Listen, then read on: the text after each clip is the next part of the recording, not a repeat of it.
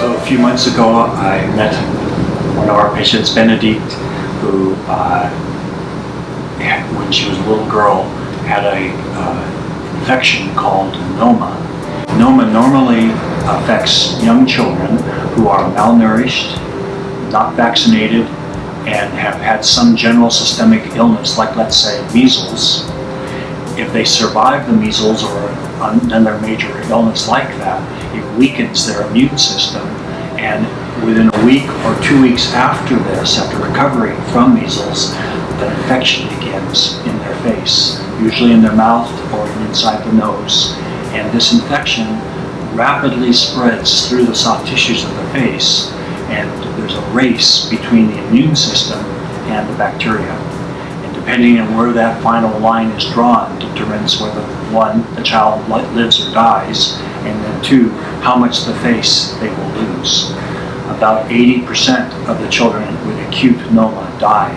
So we see the 20% who manage to survive that first vicious onslaught of the disease, and then they've lost whatever part of their face they will have lost, and that may have been that way for years. In the case of Benedicte, she had lost her nose from Noma as a very young child, and so it had been at least 15 years that she'd been without her nose.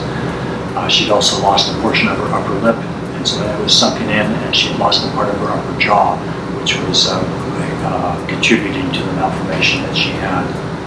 So we needed to rebuild the upper lip and rebuild the nose for her, and that's a process of operations where you move the tissues from the cheeks in to make upper lip, and then you move the tissue from the forehead down and fold it and shape it and attach it to allow that tissue to live in the middle of her face, taking the place of where her nose used to be. It takes a great deal of patience on the part of each of these children that have this surgery, because you have to, one, have faith in us, because you look at yourself midway through the surgery and you're thinking, oh my goodness, what's happened to me? A big piece of my forehead is down here on my nose, and it has to stay connected for those 21 days. And then after 21 days, new blood supply is growing into the tissues, and then we can disconnect it, put the scalp back where it belongs, and that's how we transfer soft tissue from one place to another. And that is what she had to go through. Amazing people that are able to trust us, continue to believe in us, enjoy us, and we can enjoy them. Friendships are built, incredible.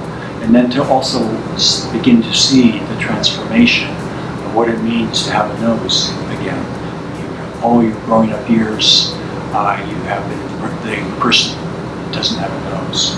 And to be known for that, and then to be able to step up to the table of the human race and sit down at that table and be a full member of the human race again, very special. And we saw that with Benedicte as she healed, and the amazingly warm, friendly, strong, brave person that she was.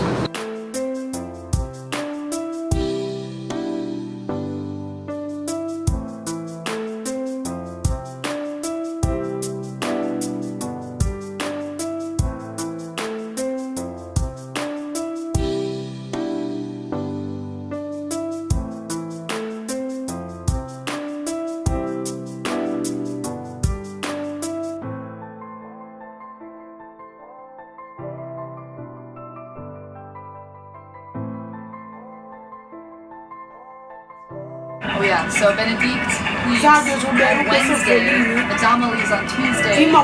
Pretty much after that, everyone's leaving by the end of this week, so long!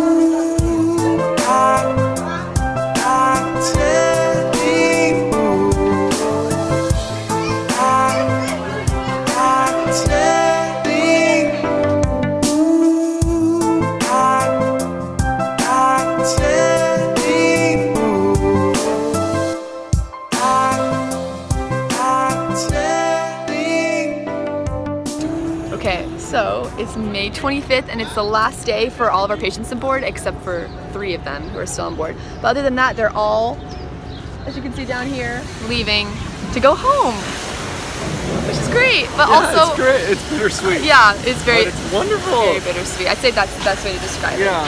Because they've all become such dear friends, especially Benedicte, who'd been visiting for weeks. Saw her through before surgery, through surgery, after. But it's also such a day of victory and joy because they are healthy enough to go home. Yeah. And go home before we sail, which is great. So, So we don't kidnap them. always good. So yeah, they're about to drive right now.